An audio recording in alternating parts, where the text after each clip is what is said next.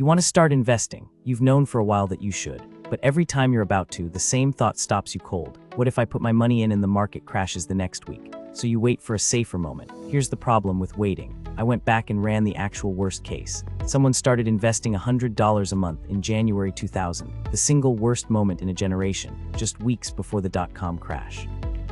Then they held on through 2008 when the market lost more than half its value, through the COVID crash, through 2022. Every crash you're afraid of, they bought straight through it and never stopped. They put in about $31,000 of their own money. Today it's worth more than $100,000. And the reason why is the exact opposite of what scares you.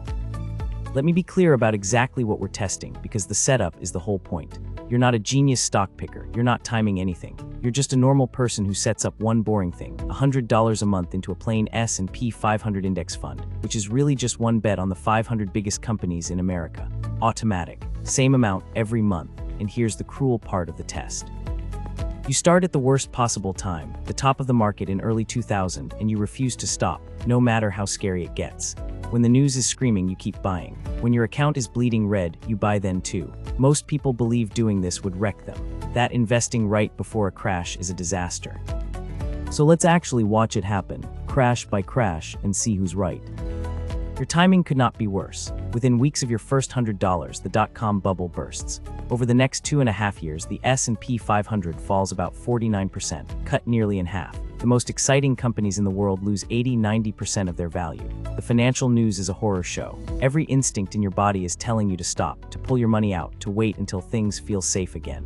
But you don't. You keep sending your $100 a month, and here's what's actually happening while you feel terrible. That same $100 is now buying a lot more than it did at the top. When prices are down 40%, your $100 buys 40% more shares. You're not losing, you're on sale. Every scary month, you're quietly stacking up cheap shares that nobody else wants. This is the part almost nobody understands about a crash when you're still buying. A falling market isn't destroying your future contributions, it's discounting them. The money you put in during the ugly years is the money that does the heaviest lifting later. You can't see it yet. Your balance looks awful, but you're planting during the only season when the ground is cheap. And the market is about to test your nerve a lot harder. Because it doesn't bounce back fast. This is the part they don't warn you about. The stretch from 2000 to about 2009 is now called the lost decade for the S&P 500. 10 years where, if you dropped in one big lump sum at the start, you'd have almost nothing to show for it. A whole decade of roughly going nowhere. 10 years is a long time to keep doing something that looks like it isn't working. Your friends have given up. The headlines say stocks are dead, that buy and hold is a boomer fantasy. Your account statement is, frankly, depressing. But look closer at what your boring $100 a month is doing. Because prices spent the whole decade low, you spent the whole decade buying cheap. Month after month, you accumulated shares at prices that, in hindsight, were a gift. While the lump sum investor sat frozen and flat, you were quietly loading up. The lost decade was only lost if you invested once and looked away. For someone still buying every month, it was the greatest sale of a generation. You just couldn't feel it because the payoff hadn't arrived. And most people never find out because they quit somewhere in here. They can't take 10 years of nothing. So they stop right before the whole thing turns. Which brings us to the moment that breaks almost everyone. 2008, the global financial crisis. This one is different. This isn't tech stocks being silly. Banks are collapsing. People are losing homes and jobs. It feels like the actual financial system is ending. From top to bottom, the S&P 500 falls about 57%. More than half of everything gone. Picture your account. You've been faithfully investing for 8 years, and now you watch a huge chunk of it evaporate in a matter of months. 8 years of discipline, and your balance might be lower than the total you've put in. If there was ever a moment to quit, this is it. This is where the overwhelming majority of people cash out, swear off investing forever, and lock in their losses. But you already know the rule by now, so while the world panics, you keep buying. And in early 2009, at the very bottom when it feels insane, your $100 is buying shares cheaper than it has in years. Those particular shares, the ones you bought when you were most afraid, will turn out to be some of the most valuable you ever own. Here's the quiet truth of it. A crash is only a loss if you sell. If you're still buying, a crash is the market handing you a discount and daring you to take it. You took it every month. And now, after the scariest decade most investors will ever see, the tide is finally about to turn in your favor. From 2009 onward, everything you planted in the dark starts to grow.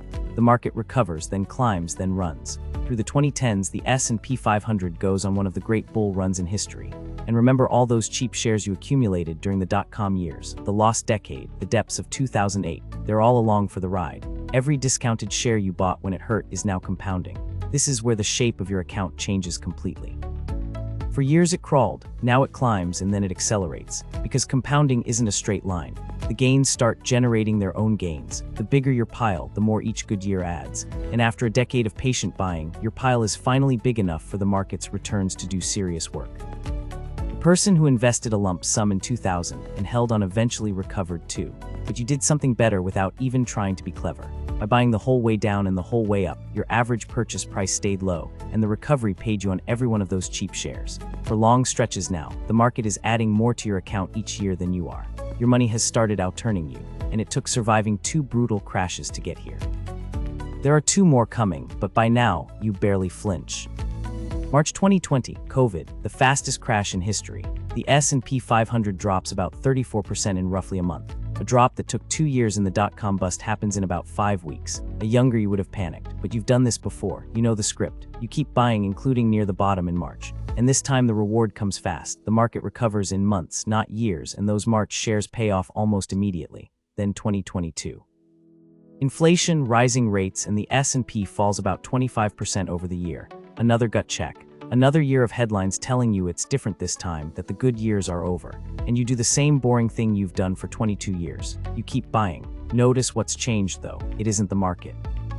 The market still crashes just as hard. What's changed is you. The first crash terrified you. By the fourth, it's just Tuesday. You've learned the thing that separates people who build wealth from people who don't. Crashes are not the exception to investing. They are the price of admission, and they go on sale regularly. Once you stop fearing them, they stop having power over you. 26 years, 4 major crashes, a pandemic, a financial crisis, a bubble, and a bear market, and you never stop. So let's finally open the account. Here's what you actually put in. $100 a month for 26 years is about $31,000 of your own money. That's it. Roughly the price of one ordinary car spread across a quarter century. And here's what it's worth, more than $100,000. You more than tripled your money, not by picking winners, not by dodging a single crash, but by refusing to stop during the worst market conditions in a generation. You started at the top of a bubble, held through a 57% collapse, and still came out with 6 figures. Now, the honest fine print, because trust matters more than hype. This is one real historical path for US large-cap stocks. Past performance doesn't guarantee the future. The next 26 years will look different, and there will be stretches that test you all over again. I'm not promising a number. I'm showing you a pattern that has held through every crash we can point to. And the pattern is almost offensively simple. The crashes you were most afraid of were the exact moments that made this work, which means the scariest question in investing has a surprising answer. The question is, what if you'd been smart? What if you'd waited for a safer time, or stopped buying when things got scary? Let's take the person who did exactly what feels responsible. They waited on the sidelines in cash for things to calm down before starting. The problem is, it never feels calm. There's always a reason to wait, a crash, an election, a scary headline. So they kept waiting and missed years of cheap shares and years of compounding. They ended up with a fraction of what you have, because the biggest cost wasn't a crash. It was the time they spent out of the market. Now take the person who started like you, but stopped buying in 2008 when it got terrifying. They locked in the losses and sat out the recovery. They sold at the bottom and bought back in, if ever, at the top. That single emotional decision cost them more than any crash ever did. That's the whole lesson, and it flips everything you've been told. The danger was never the crash. The danger was reacting to the crash, waiting to invest, or bailing when you were down. Time in the market quietly beat timing the market, every single time, across every crash. You didn't win because you were smart. You won because you were consistent and boring, and you let the crashes do their job. The market rewarded the behavior almost anyone is capable of, and almost nobody actually does. So here's the whole 26 years in one breath. You started at the worst possible time. You survived a bubble, a lost decade, a financial crisis, a pandemic, and a bear market. You never timed anything, never picked anything, and never stopped. About $31,000 in, 6 figures out. The takeaway isn't stocks always go up. They don't, not in a straight line, and anyone who promises that is lying to you. The takeaway is that crashes are survivable, and more than that, they're where consistent investors quietly get rich, because that's when everything goes on sale. So if you've been sitting on the sidelines waiting for a safe moment to start, this is your permission to stop waiting. There is no safe moment. There's just starting and not stopping. And you don't need $100 a month to begin. If you want to see what even $50 a month turns into over time, I broke down that exact number in another video, and I'll put it right here. Start small, stay boring, and let the crashes work for you. I'll see you there.